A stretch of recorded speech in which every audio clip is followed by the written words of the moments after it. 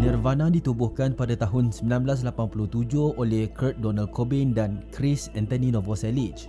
Walaupun Nirvana dikenali sebagai band dari Seattle, Cobain dan Novoselic sebenarnya berasal dari Aberdeen, Washington.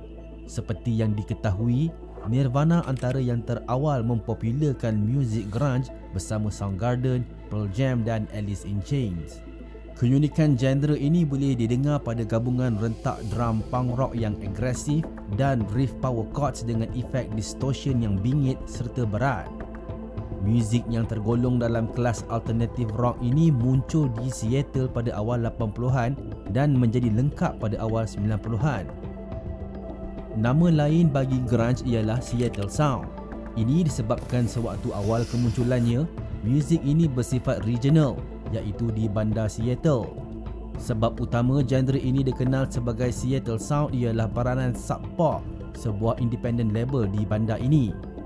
Antara yang pernah mendapat khidmat Sub Pop ialah pemuzik yang menganggotai band terkenal seperti Temple of the Dog, Mudhoney, Soundgarden dan Nirvana.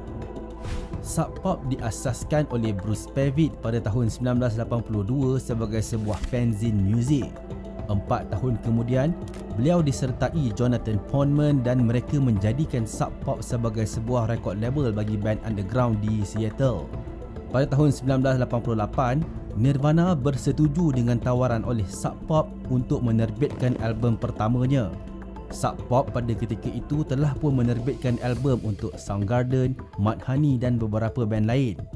Tetapi, sewaktu penyertaan Nirvana ke dalam Sub Pop, dunia muzik mainstream masih belum tahu kewujudan grunge sebagai genre alternative rock. Pada tahun yang sama Nirvana menyertai Sub Pop, barulah syarikat itu mula memperkenalkan Seattle Sound hingga ke peringkat international. Tetapi, sebelum grunge menular di US, ia sebenarnya mula mendapat perhatian peminat muzik di UK.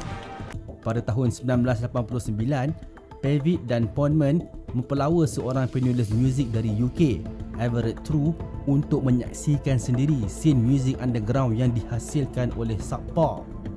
Penulis itu kemudiannya kembali ke UK dan menulis sebuah artikel bertajuk Sub Pop dengan tajuk kecil Seattle Rock City untuk sebuah majalah muzik mingguan di UK, Melody Maker. Pendedahan inilah yang mula-mula mengangkat genre dari Seattle di luar bandar itu. Nirvana turut mengakui mereka sebenarnya mula menjadi popular di UK sebelum di US. Hubungan Sub Pop dengan Nirvana hanya baik sewaktu dalam peringkat awal sahaja. Semasa dalam proses merekod album pertama, Nirvana mula menyadari sikap sebenar pemilik Sub Pop. Bleach ialah album tersebut. Ia dilancarkan pada bulan Jun 1989. Album ini diterbitkan oleh Sub Pop, tetapi rakaman dibuat di studio Reciprocal Recording. Sebagai penerbit, Sub Pop hanya berjanji akan bertanggungjawab dalam penerbitan dan pengedaran saja. Mereka tidak menyediakan dana untuk Nirvana membayar yuran studio. Nirvana pada ketika itu tidak mempunyai wang bagi membayar sewa tersebut, iaitu sekitar $600, sedangkan rakaman telah pun siap. Pada waktu ini, Nirvana telah merekrut gitaris baru, Jason Everman. Beliaulah yang membantu Nirvana melangsaikan yuran tersebut. Walaupun Everman tidak terlibat dalam proses rakaman Bleach, beliau disenaraikan sebagai gitaris dan turut menghiasi cover album Bleach. Selepas Bleach dilancarkan, barulah Nirvana semakin menyedari sikap sebenar Sub Pop terhadap band-band kecil seperti mereka. Sub Pop dilihat tidak serius membuat promosi dan mengedarkan album tersebut seperti yang mereka janjikan. Nirvana masih tidak ditawarkan kontrak selepas Bleach terjual dengan baik.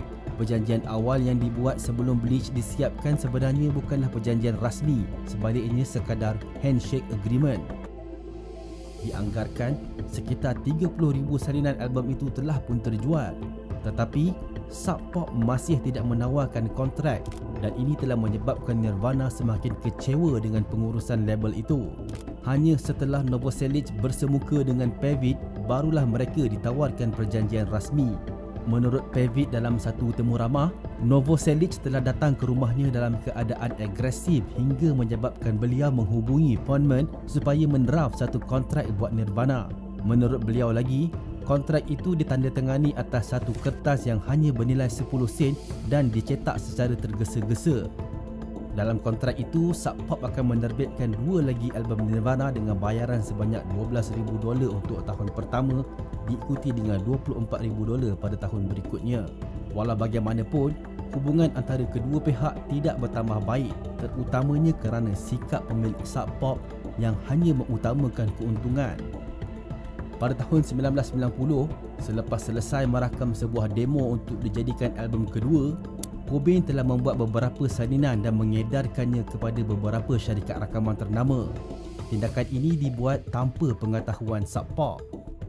Pada waktu itu, semakin banyak band underground mula berjaya dalam pasaran arus perdana seperti Sonic Youth, Soundgarden, Alice in Chains dan Pearl Jam. Ini telah memotivasi Nirvana untuk mencuba perkara yang sama. Mereka telah dibantu oleh pengurus Soundgarden dan Alice in Chains, Susan Silver, yang menghubungkan mereka dengan ejen syarikat rakaman. Nirvana kemudiannya ditawarkan kontrak oleh DGC Records yang dimiliki oleh Universal Music Group, antara corporate music terbesar di dunia. Apabila Sub Pop mengetahui perkara ini, Pavitt cuba memujuk Cobain supaya terus bersama Sub Pop dan menolak tawaran DGC. Menurut Cobain, itulah kali pertama beliau melihat sikap yang baik oleh Pavitt, kerana sebelum ini Nirvana hanya dilayan seperti barang komoditi semata-mata. Nirvana bagaimanapun telah menerima tawaran DGC Records. Mereka tidak kisah di label sebagai sell-out band.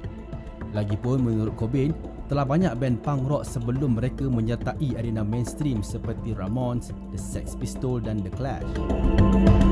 Disebabkan Nirvana telah pun mempunyai kontrak bersama Sub Pop, DGC perlu membayar kepada Sub Pop sebagai buyout clause. Selain itu, Sub Pop turut mengenakan beberapa syarat kepada DGC yang dipersetujui kedua-dua pihak. Antara syarat itu ialah DGC perlu mengkreditkan Sub Pop sebagai penerbit bersama dalam album-album terbaru Nirvana, dan Sub Pop juga akan menerima beberapa persen dalam penjualan album itu untuk beberapa tempoh. Jika diperhatikan album Nevermind, album kompilasi Incesticide, album ketiga Nirvana In Utero, kesemuanya membawa logo Sub Pop, seolah-olah syarikat itu merupakan sebahagian daripada pihak penerbitan. Dan inilah yang dimaksudkan oleh Pavitt bahawa tindakan agresif Novoselic telah menguntungkan Sub Pop pada akhirnya. Daripada hanya mempunyai beberapa ratus dolar, dalam masa 6 bulan, Sub Pop menjadi syarikat bernilai jutaan dolar. Setelah kematian Cobain dan pembubaran Nirvana, hubungan Sub Pop dengan Novoselic dan Dave Grohl tidak semakin baik. Sewaktu Nirvana dikurniakan anugerah Rock and Roll Hall of Fame pada tahun 2015, nama Sub Pop hanya disebutkan sekali saja oleh Novoselic tanpa menyebut nama pemilik label ini. Walau bagaimanapun, disebabkan peranan yang pernah dimainkan Sub Pop serta sejarah yang berlaku, label ini akan terus dikaitkan dengan Nirvana, terutamanya disebabkan perjanjian yang telah dibuat atas kertas yang bernilai 10 sen US dollar.